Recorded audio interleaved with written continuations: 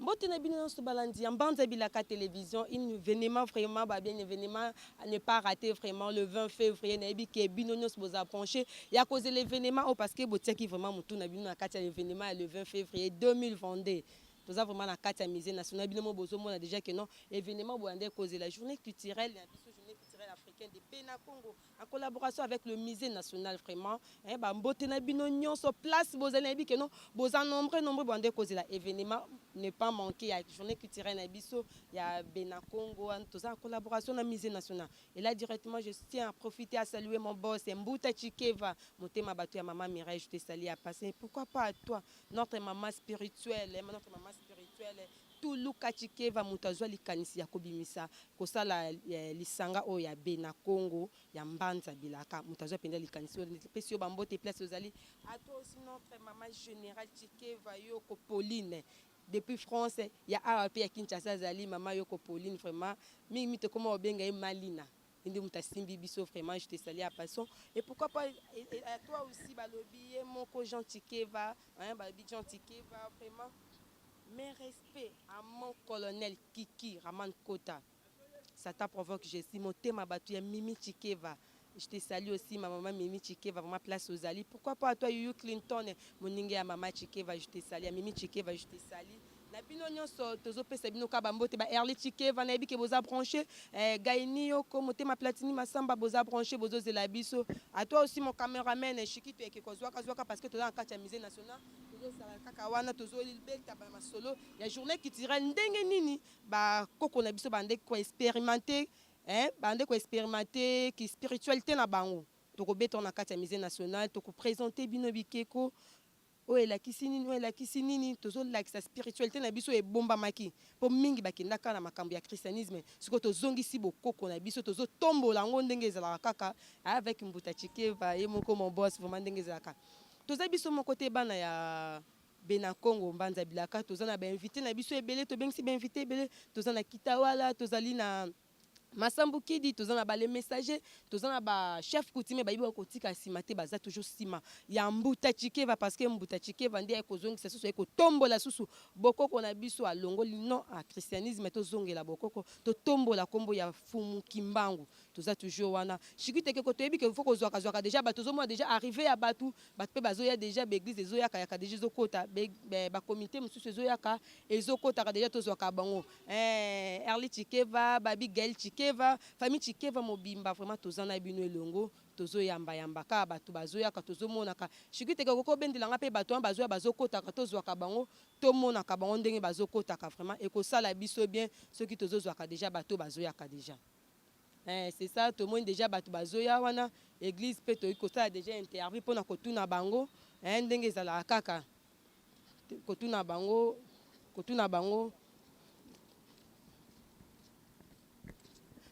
Bonjour. Bonjour. Vous se présenter, biso peut ba caméraman eza ya chaîne ya Mbanza Bilaka ya Mbuta Chikeva.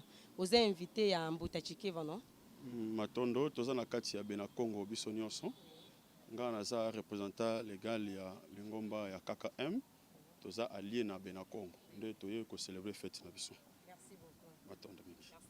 Merci beaucoup. Tu sais que bino que non beaucoup monde a invité baza ebele toza pena ba invité ebele ya biso to bengisaki avec Shigite ko toko sala ka musandenge to sala kango to kozwa batu na biso nyonso nde toza tebi ke kuna pe fanfare ezo ko beta Shigite dazo zwa ka fanfare babi lelo eza journée spéciale.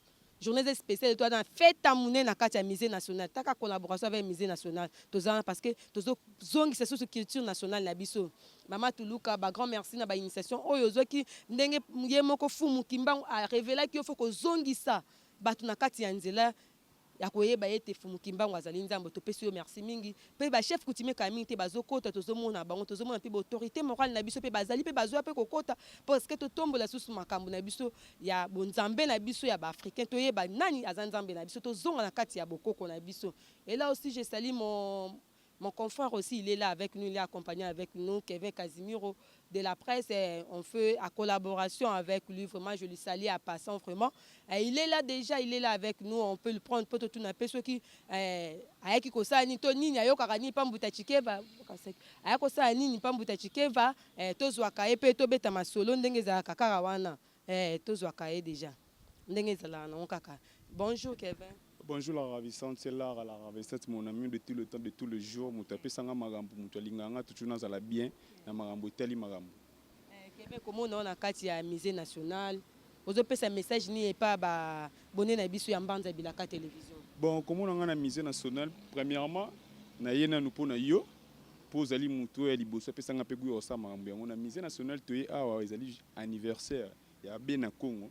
Tellement que nous soutenaka Fumu Chikeva na place nyonso tu yango to yelelo po ya kozula ba yo zo image totala ndenge nini fete yango izoleka ndenge nini makambo ngo pesa mena parce que ça moko oto tikali na ye ina spiritualité ya solo pena ya bien na Congo mutu oyo alobaka vérité mutu azozongisa ba noir na place na bango c'est pour cela na mutu oyo tant to yaki pa na ya yamba biso na kimia yango pe lelo to ye to rendre e pe lisusu visite totala ndeni makambo ngo ezoleka bana bien na Congo ndenge nini bino surtout bino bana bien na Congo ndenge nini fete ngo ezoleka bana bien na Congo simote ke ndoyo la teliba kitambala mo babilo mo linga ko mitika te la ravissante moi so pesa batunyo to elengi ma trop. Merci beaucoup Kevin ebi ke oko tapé na kati oko sala bato interview na kati ya Benacom parce que oza invité na biso ya mbanza bilaka toko beta masolo ndenge za yo poko pesa la po ba o bazolanda biso partout dans le monde ba sentir pe que tozana Kevin Casimiro de la presse congolaise. N'oublie pas que non là merci vraiment nandengo accordé nga ba opportunité oyo eza pena c'est pas donné à n'importe qui. Par exemple bato musu bakangela bato mais toi tu me donnes toujours l'opportunité d'être ici kayo zalinga pena zala. Merci pour moi ni sika bongo oui merci. Pe au tika ki ngai tozo soutenir nga toujours jusqu'à la fin on ngapena ko tika ote place nyonto ko zala la na ozala toujours wana yango lelo naza awa bogomo na nga na chaîne na ye to ko pesa mané ko pesa kama mpenga ntunga yayo nga na préférer na nga lara. Merci vraiment la ravissante. Merci beaucoup nga lo bakaba fois ba ke fuluka toujours bakolamuka toujours pe bazolamuka toujours ezaka toujours bongo ba fois ba me fuluka balamuka nga la musaka ba balamuka po bayoka sango ke toza vraiment na kati ya spiritualité ya kingunza ezaka ka moko mutabimisa yango ezali mama Tuluka Chikeva yende mutasala ete batu bazonga susu na nzela pe akosa kate makambo to monaka to expérimenter ke zande bo spiritualité na biso le tozo mona na kati ya fête o ya journée culturelle o shikite ke kozwa so batu wana kaka ndenge ezalaka toleka.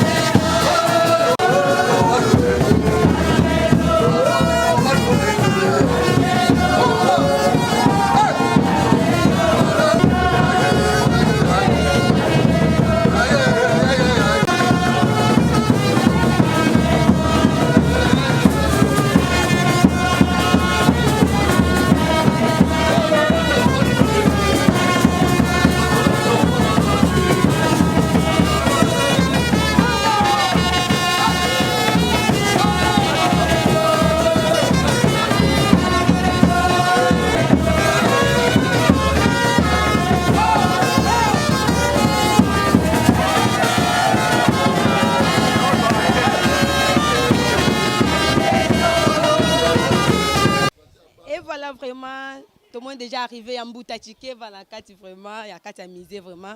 Mbuta Chikeva, yenge Mbuta. Ah, yenge keno, bande konyo sabana bena Congo de partout.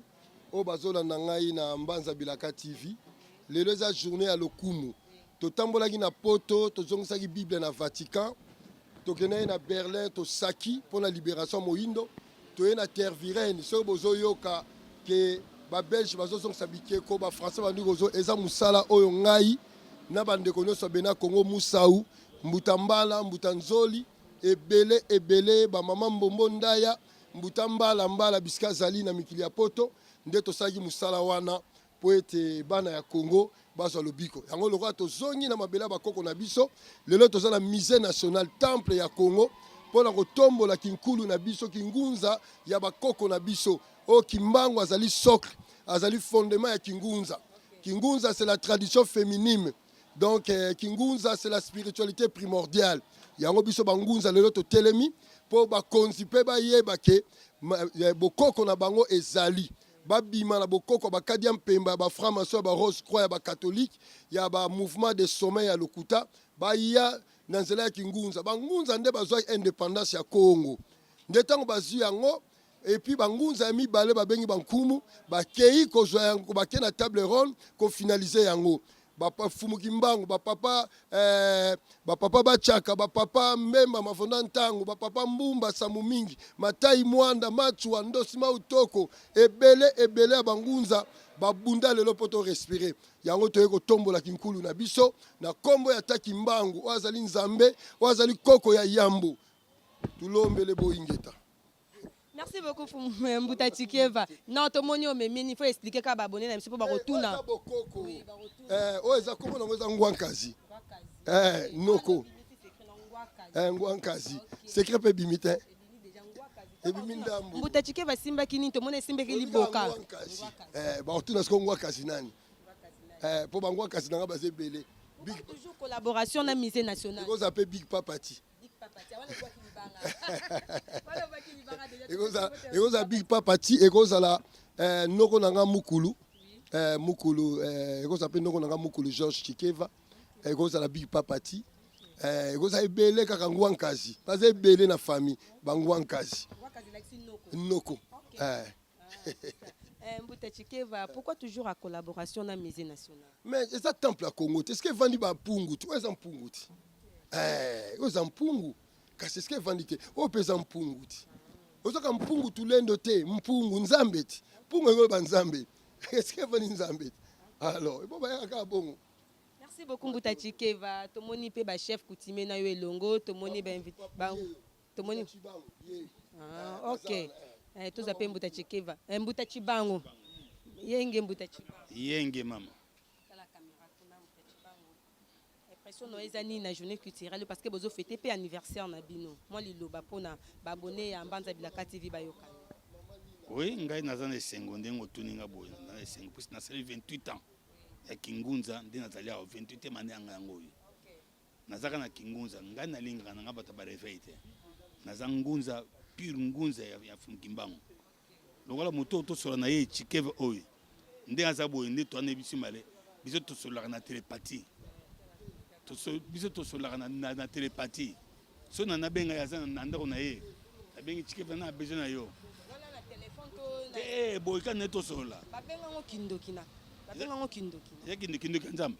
OK so za kindoki nzambe po to sola lokola mo ba téléphone oyo basala ngo na télépathie na biso ezaki télépathie bango te ngazaka so na za musala na Mbanza na ngai abi Mbuta Chikeva naza besoin na yo ya tusa musala moko ayi atanga na besoin bengi ngana na kei tukikutana to solole bundoki na biso ya télépathie yango wana muto ko finga to bandoki to banganga etaliye me biso tozaka na nzambe ya kimbango.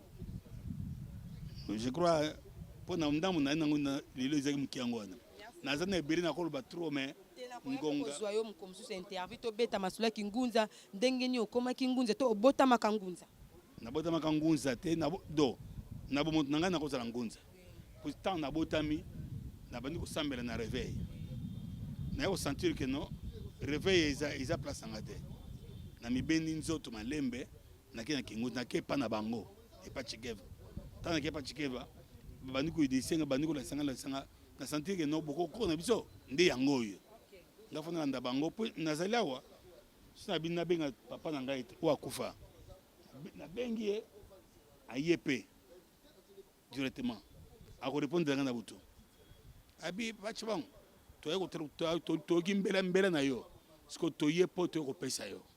beaucoup, Papa Tiban, on a causé merci à toi, Chiki Tekeko. Merci à toi, Casimiro de la presse. Merci à toi, Marina. Merci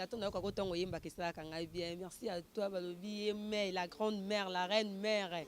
Ma Mireille Motema, Yambuta Chikeva. Maman Batouya bébé préfiné, la capricieuse, moi je l'appelle comme ça. Merci à Binognon. Nabi que tous toujours la fête continue toujours avec Mbanza Bilaka na collaboration na musée national. Tous toujours wana. Chiki tekeko zwaka kande tous zwaka bango wana.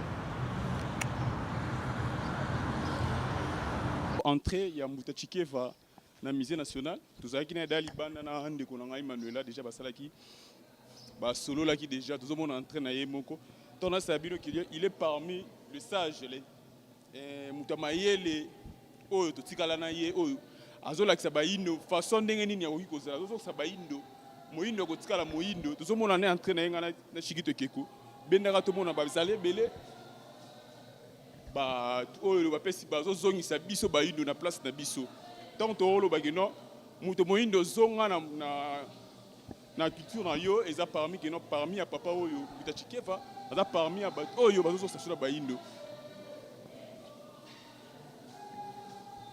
ingeta papa tomoni lelo tomoni yo papa Mutachikeva tomoni na maboka boye elingi koloba nini mais bokoko ti tomoni ba kombo na banio toza eza ko englober ka bokoko nyonso bokoko koko ndo kombo na kombo ti mo signification ya babilo moko tout à rapondu nani na liboka ti tomoni banzete na ba epi c'est-à-dire que nego zala nini Mutachikeva mais bokoko kaka ezaka bokoko Chikito Kololo faut pousser na tomoni fumu pena na ba biloko ba poso ya banyama banini mais azopesa to signification to baga ezaka bokoko nyonso tout ese ngopena lelo ya bana bena Kongo nde ba moni boye lelo anniversaire na bango ese ngolelo journée de l'unité culturelle africaine et afrodescendant ozola tsake bokoko bomona nyonso partout eza bokoko ya biso donc toza mutu moko à travers la spiritualité et reproduit unité africaine nyonso et afrodescendant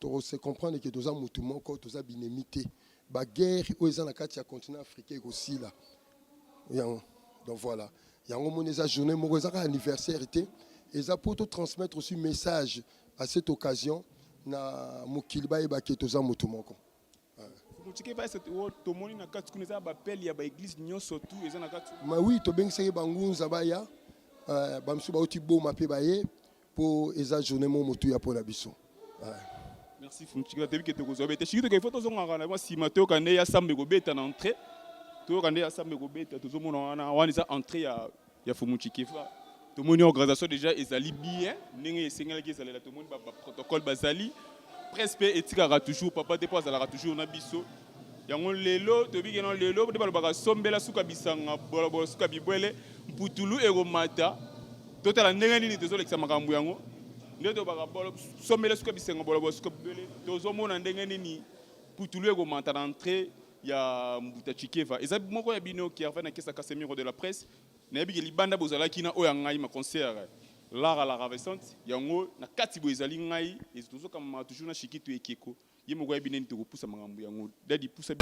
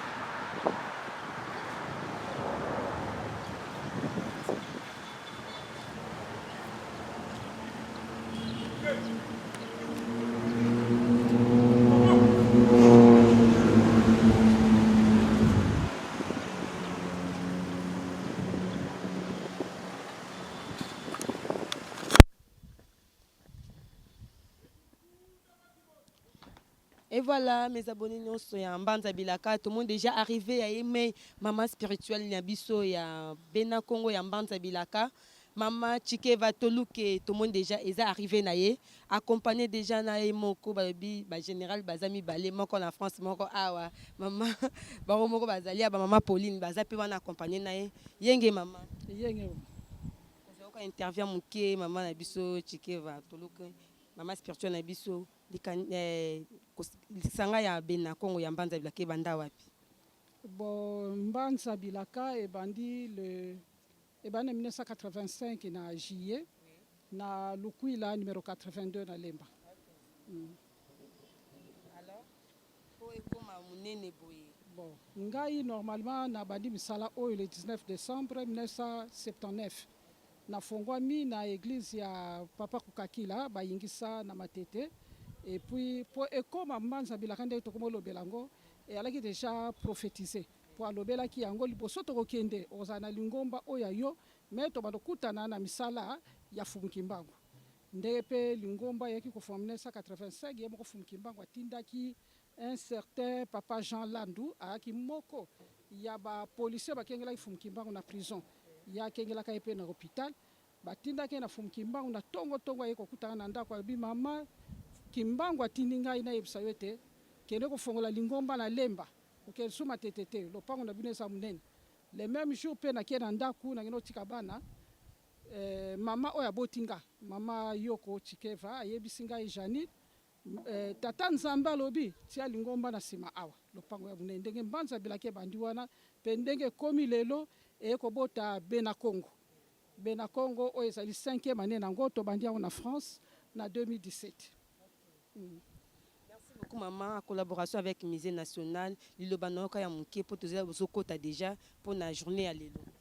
Bon, et là quand on a lancé na batu banso biso banso photo sambela Fumukimbangu yenda zali vrai nzambe abakoko na biso parce que Jésus wana aza Grégor azalaka na yete mundele nde mutamemela biso ye pona kobungisa peuple Congo.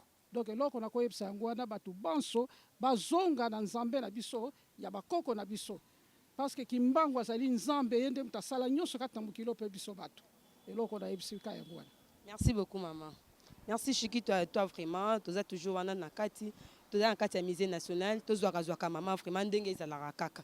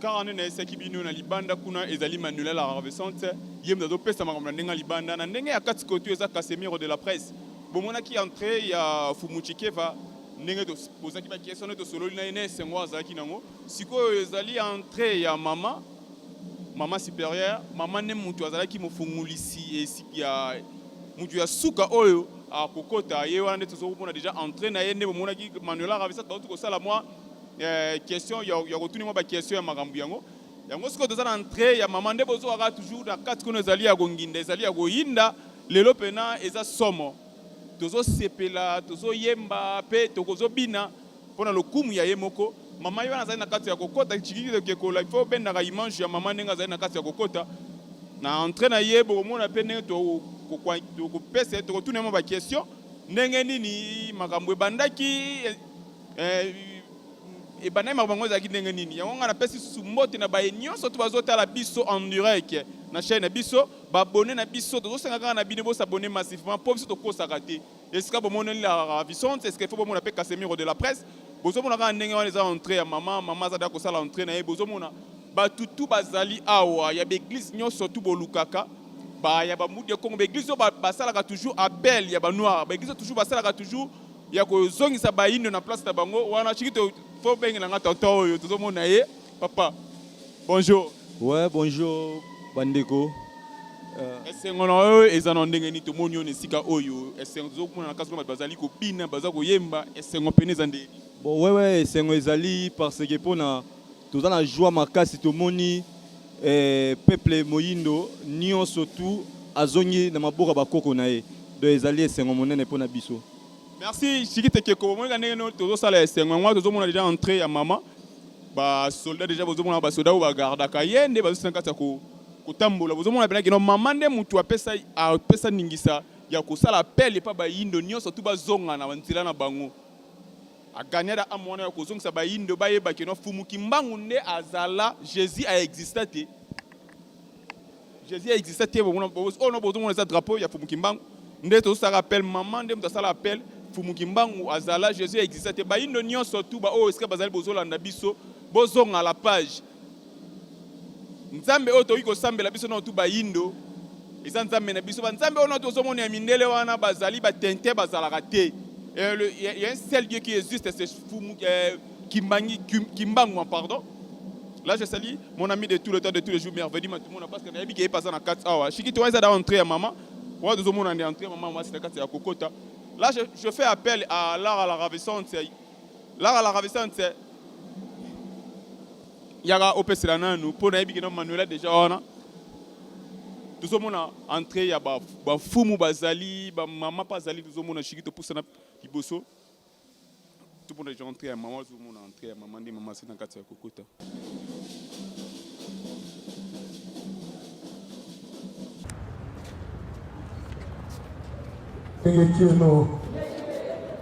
ndenge kaka na loba bango nde bazali kotwadisa biso toyambaka bango na honneur mpe toyambaka bango na loyembo yango wana nzembo oyo boza na fanfare bobeta yango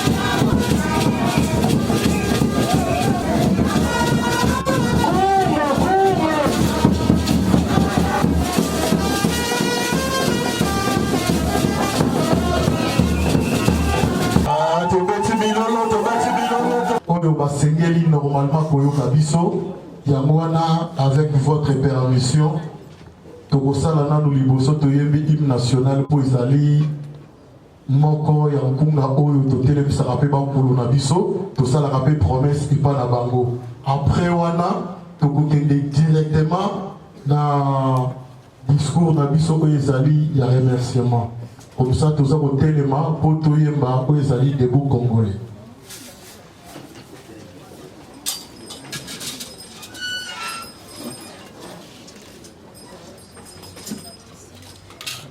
Debout Congolais, U2.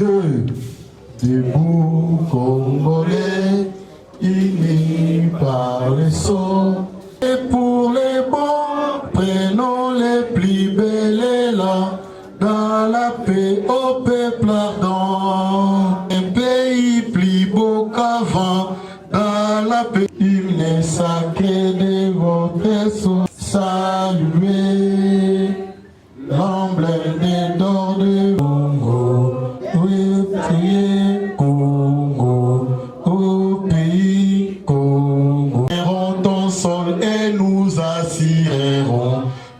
grand air. 30 juin du très liberté que nous légons à notre prospérité. Tokovanda,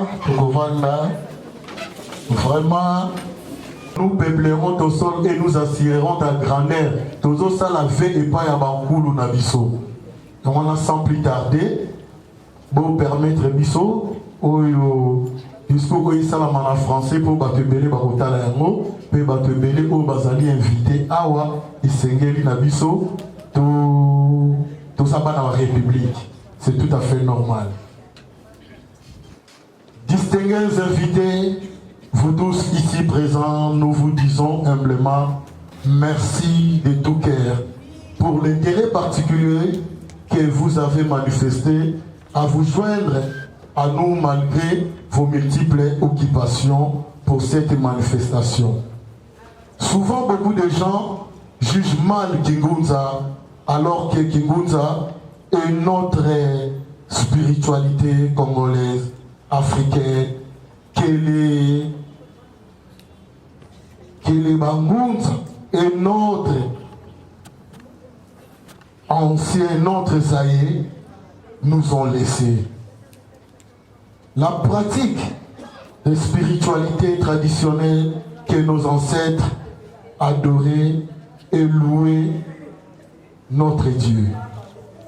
Il est notre identité spirituelle authentique et traditionnelle que nous devons propager, enseigner et défendre jalousement, car il n'est pas importé. Ce sont des rites, des prières et par les chants que le peuple congolais, africain et afro-descendant loue son Dieu. Merci encore d'être parmi nous, ceux qui respectent notre coutume et notre tradition. Une fierté de l'homme tout libre. Donc cela signifie pour ça que fierté pour l'homme qui est libre.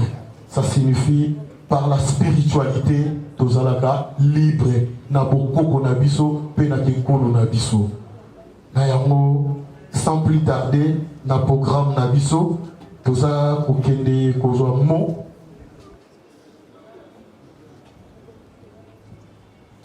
sans plus tarder toza kokende kosala o ezali cérémonie na biso pour la ouverture. Yango wana il fallait premièrement kosenga bino merci na présence na bino to sengi na chef Lukalambai nayebi ka ozanga ntsamba te pona kinkulu na biso ndenge sengeli tosalaka toujours cérémonie. Yenge keno ah yenge lembi yenge keno yenge lisusu yenge lisusu. Sans plus tarder, nous allons rapidement à notre cérémonie. Chef Lukalambai. Merci Mingi. Toye awa. Tokumisi papa Mkonzamboka. Félix Antoine Tshisekedi awa o bosanga na biso awa. Et ba chef coutumier o bazali awa na kati na biso. To sepeli makasi. Mais matondo mingi pour les zali mukolo oyo. Bangunza na ba chef coutumier to sangani pona kotala makambo tu ezo le kanakati ya mboka. Mboka eza kotambola malamu te makambo ebele ezali ya mabe. Yango na biso ba mfumu na bangunza to sangani to ye lelo awa. Mais ezali mwa cérémonie muke. Zo pesa malopa pa kide ba mkaza mukolo makambo akoyeba ne tukosala. Ba chef coutumier iyo. Ba chef coutumier to kote le manala. Mabele ya banani? Mabele ya banani? Biso banani? Oh bata banani? Matondo mingi.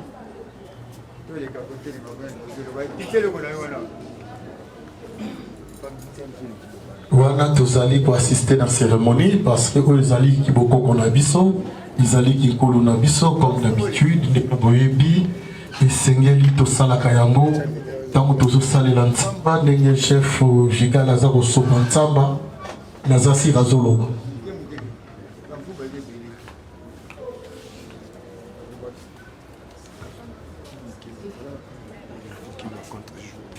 Papa Yengoleka.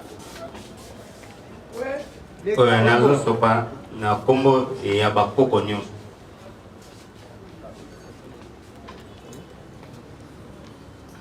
Ozoko sopa pona milolo na biso eleka malamu makambo nyonso ezala malamu makambo nyonso ekende liboso.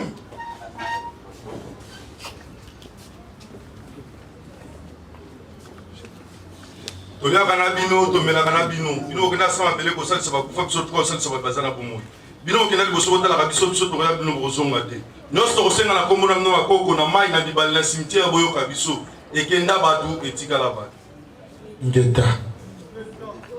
Ni kweli hapa ni Manyema ndio iko anasema sasa. Kima ikuwe sababu Sultani Chikeva, kumchikeva Chinzambi tuko naye hapa na mama mwenye iko mtumishi wa hii etonga yote mtambushi. Kima ikuwe hata kisasa mzima hata Lukalambanga nataka kusema hapa kimpala pala. Kima ikuwe na mtu wote. Ni Manyema nasema. Sawa. Asante sana. Badifele la pemba kudumache ubija kaka je puta kaswe awafile magu ambadi hane kumeso pe kuidolele prongo twabola michima twendele mbole nungongo vumbili bui eshoka zanzu Toi ça qui dit la date wani. Eni mangonaki na papiven ko ngama siana na kote mago mankotobu iziro makusi gugula ceremonie biande mago ngugula no koko bayabom watu kini wa opia totonde kunaiti opai bino bamindele totonde kunaya okongole yanga mene ceremonie ngugula cérémonie baya nunjinje doto njinje ngupte bende yesu pabu doto nde asisiti nzambi kundebo muti nzambe alingia makila wana oyo sopani mingi nzambe azosilika azosenga ba délivrer mabelo alors yango osangana Lukalambanga oyebi tenge to bandaki te kuna likolo te sikona so nazali na uti isiro na yao na ekosala mikanda o gouverneur ya Tindami mais na kombo ya bakoko nyonso eni yanga pa ngunde ngupula kongwana idu kimia kongwana idu mabu eni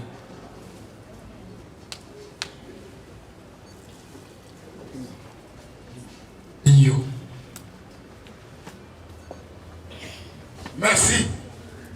Bolabo bio. Memutio. Batio man. Bolabo fi bio yabwe. Bio bakabula. Banco, balier bolabo ka bien, barbaka bien. Abarba ke bien ouais, bolabo ka bien ouais. Man basi banco, njamia. Lobli, yalo toakia. Muncho soye si banco. E si banco.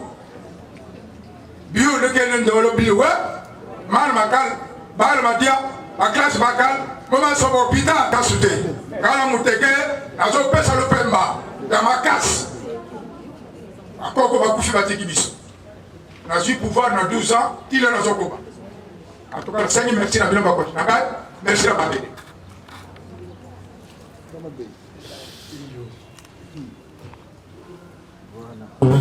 voilà le dia.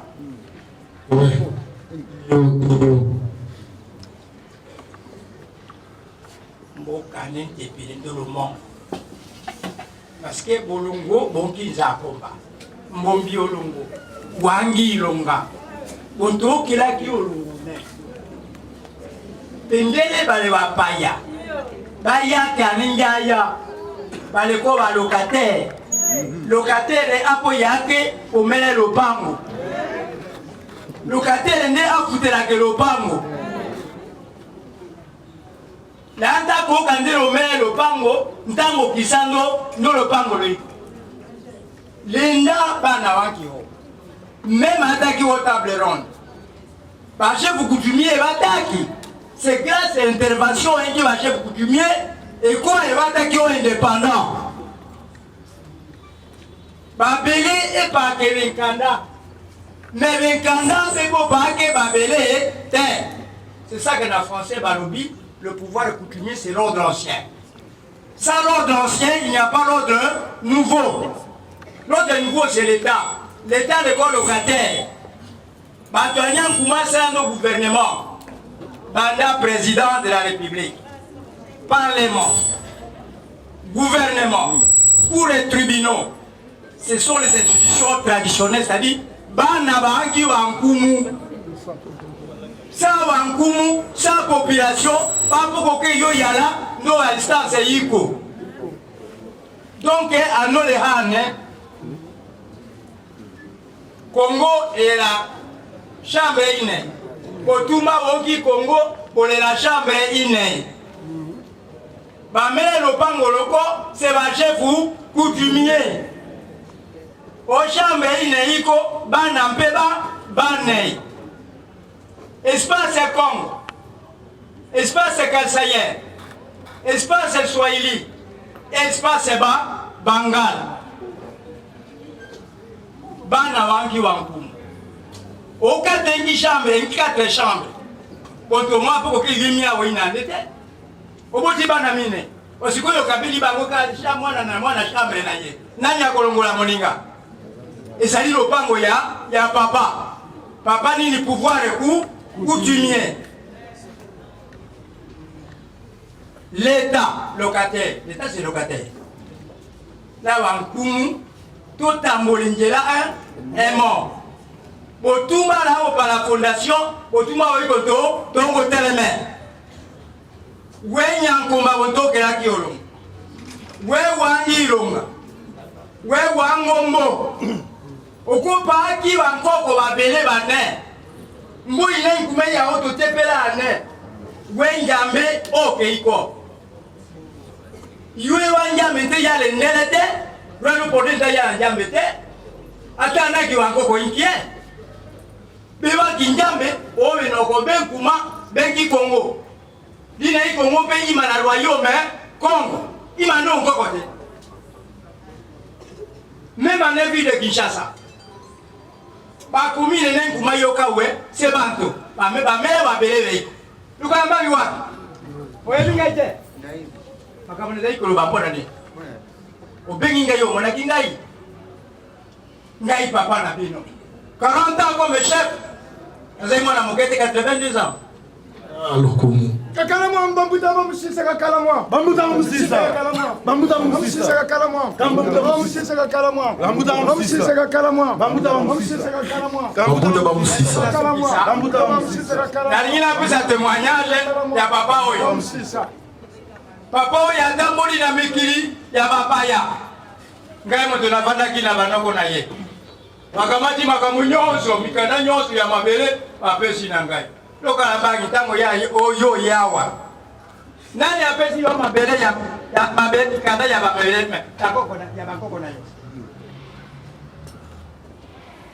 osali malamu banguza ndenge bozali awa ata na gouvernement ya nzambe royaume ya nzambe sali wana ya mosusu tozokontinue toujours kopelisa yango parce que na histoire na biso nyonso bangunza totambola nzela moko mpona likambo mabele na biso totambola kokesende te toza motu moko na mboka nyonso eza na nkumu aka na besoin ya misu na ye oyo ezali ngunza po atuna ye toli ndenge nini ngunza mpa ye ayebisi na litoi tala ezali boye keba oyo wana aza bien te mwana chef abia solo tokokende zamba biso mbale po tosolola yango malamu yenge keno bangunza fumuki mbangu na basusu babundi na ntango bitumba esili bino nde bozwaki pepo mpo bokende kozwa oyo ezalaki lipanda na biso donc 40 nde eza tellement significatif ezalaki pamba te totambola libela totambola esika moko mbala liboso tosopa nzamba na kati ya epoka biso nyonso esika moko eza symbole ya unité oyo akobrise yango ye mokanda bankoko batoni. Merci, tobeti maboko, tobeti maboko. Tokobangelokote, tokobangelokote. Biso tokobangelokote, tokobangelokote. Distingués invités en vos titres et qualités respectifs, nous vous souhaitons la bienvenue pour avoir honoré, malgré vos multiples occupations, accepté d'être les nôtres pour assister à notre manifestation de séjour où nous souffrons les 5 bougies de l'existence de notre confession traditionnelle Mbanza Bena Congo. Et nous profitons aussi à cette occasion pour vous faire part de l'unité culturelle spirituelle africaine et afrodescendante. Ainsi, nous demandons à Dieu de nos ancêtres qui nous a donné le souffle de vie, de nous assister du début à la fin de notre manifestation jusqu'à notre retour dans nos différentes familles. Merci. Nos remerciements à tous nos ancêtres qui ont lutté et ont sacrifié leur vie pour nous léguer cet héritage qui est notre spiritualité authentique, Kingunza, pour résister à la cruauté de l'homme blanc, à la puissance occidentale, à la tradition étrangère judéo-chrétienne ou musulmane qui les a imposé sa religion. Fumu Kimbangu, Kimpavita, Mbemba Mavonantangu, Mwanda Matai, Mama Mafuta, Ndosi Mautongo, Kukakila Baingisa, Fingidi, Bachaka, Vitankanga et autres que leur sang coulé nous interpelle. Mes remerciements à mes ancêtres biologiques qui m'ont donné cette incarnation spirituelle, à savoir Chikeva Chinzita Simbilila, Chikeva Baya, Pambulelo, Zita Simba, Tuluka Kinkela, Chimweka Sumba et autres. Mes remerciements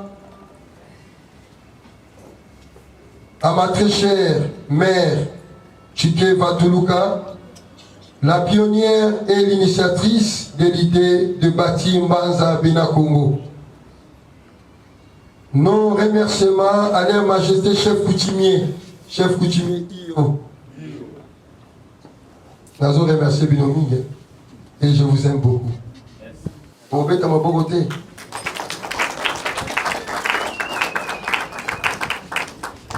Nos remerciements, voilà eza bana bena Congo de bazo pesa nos remerciements. Parce que kolongola nkumu na ndako ne goyane awawa eza kilo makashi. Il faut me ba charge belé. Yango bana bena Congo bazo pesa nos remerciements. Nos remerciements à leur majesté chef coutumier, tous présents et empêchés, qui désormais doivent s'approprier de cette grâce spirituelle et traditionnelle de la lutte que les Ngouza ont menée, qui a abouti à l'indépendance de notre pays, fruit de tant d'années de lutte loyale. À tous les distingués invités. Merci à très cher honorable Yamba Yamba. Vous aurez toujours présent au Tikarabisoté et à chaque fois on parle de la tradition au Tikaraba occupation, nous allons toujours. Que nos ancêtres, Papa Mbola. Car cette lutte que nous menons en souvenir de la pratique spirituelle de nos aïeux, pour la pratiquer, l'enseigner, la propager et la défendre pour la léguer à nos enfants. D'éternité en éternité. Il est temps que le peuple congolais et africain revienne aux origines de sa spiritualité qui est Kingunza, qui n'est pas une sorcellerie. Ndenge bokanisaka ke Kingunza eza sorcellerie. Mbuta chike babimisaka boka ba chef coutumier ba koloba. Tout le monde fuma kindoka ko sakanate. C'est faux. Mais une spiritualité saine et divine que pratiquaient nos aïeux et que nous sommes appelés d'immortaliser et de conserver cette confrérie des hommes de léopard pour invoquer et glorifier leur Dieu depuis la naissance de la civilisation Congo-Kachopa, en passant par l'Égypte, les pyramides, lors de la création de nos différents empires et royaumes, Congo, Lunda, Cuba et tant d'autres en Afrique. C'est pour cette spiritualité mystique qu'on a construit les pyramides en Égypte, car les pharaons étaient des Ngouza, avec des noms Congo, Mani Congo, Mwene Congo, et les anciens Égyptiens sont venus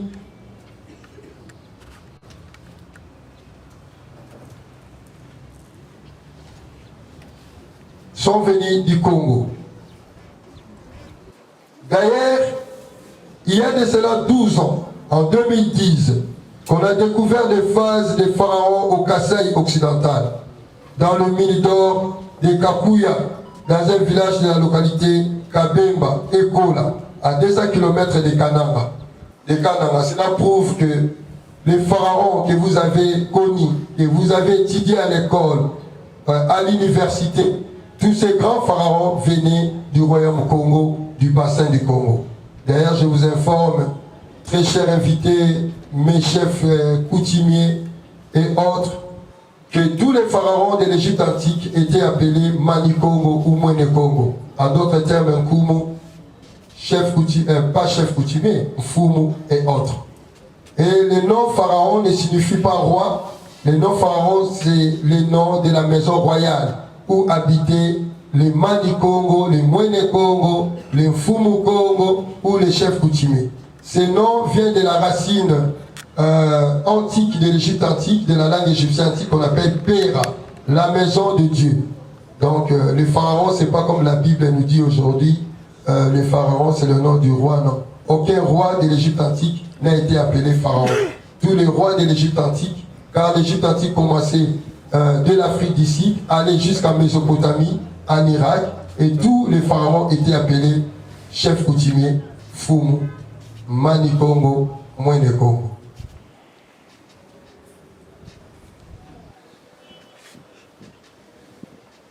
Ce qui atteste que les pharaons sont d'origine congolaise, qui connaissaient leur Dieu dans leur spiritualité Ngouza. Grâce à cette spiritualité Ngouza, que nous avons accédé à l'indépendance et fait trembler l'homme blanc, la puissance occidentale belge et autres. Souvenez-vous des événements du 4 janvier 1959. Toute l'Afrique noire en a bénéficié en renversant le pouvoir blanc à travers le combat spirituel des Fumu Kimbangu, socle de notre spiritualité Ngouza, dont il est le symbole par excellence de la spiritualité africaine noire, et l'Afrique doit reconnaître sa dette historique et spirituelle envers lui, et puis s'approprier de cette richesse culturelle et la défendre jalousement contre les ennemis de la spiritualité noire du Congo-Kachopa. Kimbangu n'appartient à aucune famille, mais aux Africains noirs vivant en Afrique et partout dans le monde. Car Kimbangu est l'expression de la spiritualité ancestrale, de la résistance contre l'homme blanc. Il a donné sa vie et accepté tous les sacrifices pour libérer l'homme noir et lui enseigner sa valeur spirituelle digne d'un homme libre de cette richesse spirituelle que nous ont légué nos ancêtres. La spiritualité Kingouza est l'expression de notre identité africaine et afro-descendante, dans la pratique des rites et des prières que nos aïeux adressaient à notre Dieu, et s'exprime à travers ces trois pouvoirs ou savoirs ancestraux, à savoir la spiritualité, le développement technologique et la politique, qui est symbolisée par le pouvoir coutumier. Aujourd'hui, nous l'appelons Makugu Matatu Malamba Congo.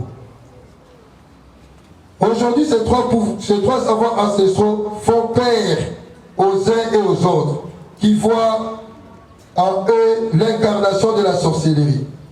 Observez comme le peuple d'Asie adore Dieu dans leurs croyances indiennes, chinois, japonais, coréens, même certains occidentaux qui est venu leur enseigner l'homme blanc ou Dieu lui-même. Rejeter la spiritualité Kingouza de nos aïeux, c'est se négliger soi-même et attirer la colère de nos ancêtres. C'est grâce à cette spiritualité puissante qui fait peur à la puissance occidentale que nous sommes en communication permanente avec les esprits de nos ancêtres et les génies qui vivent, ainsi que les génies qui vivent qui vivent avec nous dans le cimetière, la forêt, les eaux, montagnes et autres. Posez-vous pourquoi les Belges avaient-ils condamné à prison à vie Fumukimam? Dans son jugement, il y aura enseigné la spiritualité ancestrale avec ces trois pouvoirs, craignant la propagation de cette force de la religion noire qui devait effacer et faire disparaître la leur, nous imposer des forces. Kimangou et tous ses frères ont été déportés et emprisonnés dans diverses prisons pour étouffer leur voix et effacer la religion noire. Ils avaient oublié que le racine de cette spiritualité émane de notre Dieu avec les sacrifices de tous nos martyrs tués pour une cause juste. Et d'ailleurs, sans oublier encore les interventions de Fumukimam dans 42 pays d'Afrique jusqu'à ces jours, joue un grand témoignage sur la force de notre spiritualité Ngouza et annonce une nouvelle ère de la domination noire dans le monde. Un fruit mire et non mire dans les temps doit tomber. C'est encore grâce à cette spiritualité Ngouza que nos frères noirs d'Haïti avaient vaincu Napoléon Bonaparte et ses armées en 1803. Cette force de notre spiritualité, l'homme blanc la connaissait et lui faisait peur. Étant risé et menteur comme le renard de la fable de La Fontaine, il a isé de la transition et la tromperie, de la trahison et de la tromperie. D'ailleurs, Lord Maclean, un Anglais, est mort en 1859, avait déclaré après son voyage: je viens de parcourir le pays des Noirs et j'ai rencontré des hommes avec de hautes valeurs morales, intégrés, bien organisés spirituellement, qui n'ont rien envié de nous. Alors, pour les avoir, il faut briser et effacer sa colonne vertébrale, qui est sa spiritualité, et son héritage spirituel culturel, pour qu'il perde tout son savoir, et l'imposer de force avec tous les moyens, afin qu'il devienne ce que nous voulons qu'il soit. Ce qui correspond aussi aux recommandations du roi des Belges aux missionnaires en leur disant: la tâche qui vous est confiée est très délicate à remplir et demande du tact. Prêtre, vous allez certes pour l'évangélisation, mais cette évangélisation doit s'inspirer avant tout des intérêts de la Belgique. Le but principal de votre mission au Congo n'est donc point d'apprendre aux nègres à connaître Dieu, car ils le connaissent déjà. Donc, le groupe évangélique de Monaka va quitter la mission Nzambé. Parce que quand on a mission, il y a des gens Nzambé Bandakala. Donc, maman, on a la marapondu, on va qu'on accède sur les marapondu. Il faut l'accès à la marapizza. Donc, l'accès est l'eau alimentation a été. Car ils les connaissent déjà. Ils parlent et se soumettent à Nzakomba, à Nzambiampungu, à Mungu Baba, à Maweja Nangila et autres. Que sais-je encore? Ils savent que tuer, voler, coucher avec la femme d'autrui, calomnier, injuré et mauvais. Ayant donc le courage de l'avouer, vous n'irez donc pas à leur apprendre ce qu'ils savent déjà. Votre rôle essentiel est de faciliter leurs tâches aux administratifs et aux industriels. C'est-à-dire donc que vous interpréterez l'évangile d'une façon qui serve à mieux protéger nos intérêts dans cette partie du monde. Voilà le but d'évangélisation. Voilà le but. Il y a une église qui est en Congo. Et protéger Bamona Boïba. Et Zala qui pour et l'accession Bozambe. Pour ce faire, vous verrez entre autres à désintéresser nos sauvages des richesses, dont regorge leur sol et sous-sol, pour éviter qu'ils s'intéressent, qu'ils ne nous fassent pas une concurrence meurtrière et rêvent un jour de nous déloger. Votre connaissance de l'évangile vous permettra de trouver facilement des tests recommandant aux fidèles d'aimer la pauvreté. Yamo Momoni, Tilelo, Congolais et Africains, nous aimons beaucoup la pauvreté, sachant que Tovani, la Mabéleza, la Diamant et la Or, nous aimons quitter l'Afrique pour aller chercher la vie ailleurs. Chaque jour, il y a des remorques. Et on ne se pose pas la question comment va jouer. Et en portable, ils ont filmé les lots, ils ont colté un abisso. Ou ils ont coulé dans ma kila, ils ont abisso dans l'Est. Mais vous ne se posez pas la question comment Samsung, n'a pas ou à la gazan, a colté un été à Zosalayam.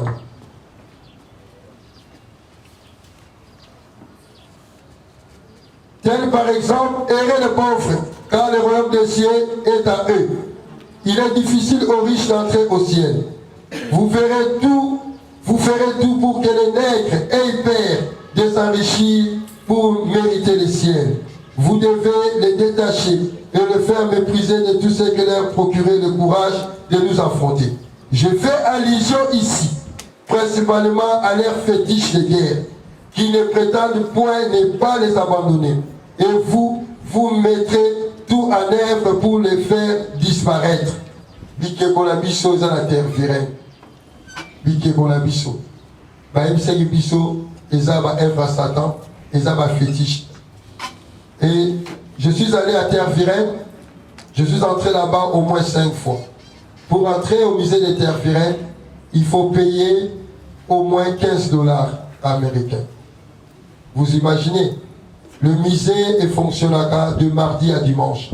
Et quand vous entrez là-bas, il y a au moins 500 personnes qui viennent visiter ma fétiche Nabiso soi-disant, dans le musée. Et les Belges ont dit, grâce à ces statues, ces fétiches, il y a un togi ba métro, au bas de la bino bazoko fanama il peut pas que de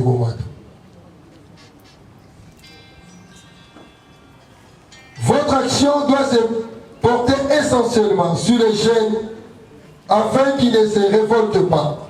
Si le commandement du Père est conducteur de celui des parents, l'enfant devra apprendre à obéir à ce que lui recommande le missionnaire qui est le Père de son âme. Insistez particulièrement sur la soumission et l'obéissance. Évitez de développer l'esprit critique dans vos écoles. Apprenez aux élèves à croire et à non raisonner. Ce sont là, chers compatriotes, quelques-uns des principes que vous appliquerez. Vous en trouverez beaucoup d'autres dans le livre qui vous seront remis à la fin de cette séance. Évangélisez les nègres à la moindre épinière. Qu'ils restent toujours soumis aux colonisateurs blancs, qui ne se révoltent jamais contre les injustices que ceux-ci leur feront subir. Faites-leur méditer chaque jour et ce qui plaît, car le royaume de Dieu est à eux. Craignant la force, cependant craignant la force de cette spiritualité Ngunza. La puissance coloniale nous fait oublier notre croyance ancestrale par la force en imposant la laire par le fouet à travers l'évangélisation afin de pouvoir nous soumettre et procéder au pillage de notre richesse culturelle et autres. Et d'ailleurs, certains de nos statues sont devenus des œuvres d'art qui les enrichissent chaque jour. Allez voir en Belgique, au musée de Tervuren, les statues pilulent partout dans les églises, leurs statues pilulent partout dans les églises qu'ils adorent sont des saints. Qu'ils trompent qui devons-nous continuer à renoncer à la spiritualité que pratiquaient nos aïeux pour embrasser celle des étrangers, car nous prions pour eux en invoquant leur Dieu et nous continuons à nier les nôtres. Aujourd'hui, les Africains meurent par manque de connaissances, les Congolais surtout, et l'Africain noir meurt par ignorance et cupidité des renoncements à sa spiritualité. La vérité reste toujours la vérité tant qu'elle finira par gagner. Discerner invité, il est temps que les Congolais reviennent dans les racines de la spiritualité de ses ancêtres, qui ont fait couler leur sang précieux pour résister à l'envahisseur et méchant l'homme blanc, fils de Satan, plein de jalousie et de mensonges. L'expression de courage de notre spiritualité Kinguza doit nous interpeller à n'être plus manipulés par ces églises importées, qui naissent comme des champignons veineux partout, pleins de mensonges, qui font le commerce par la tuerie, qui n'ont pas leur place en Afrique. À tous les frères Ngouza, leur majesté, chef coutumier, et vous, distingués invités, qui que vous soyez, il est temps d'ouvrir nos yeux et voir la réalité et la vérité. Venez nous rejoindre pour défendre, protéger et promouvoir notre spiritualité ancestrale Kinguza, car grâce à elle, tous ensemble, nous allons réhabiliter l'Afrique glorieuse de nos ancêtres afin de pouvoir élever les grands défis de demain. Merci à votre particulière écoute. Merci. Bilolo, bilolo. Bilolo.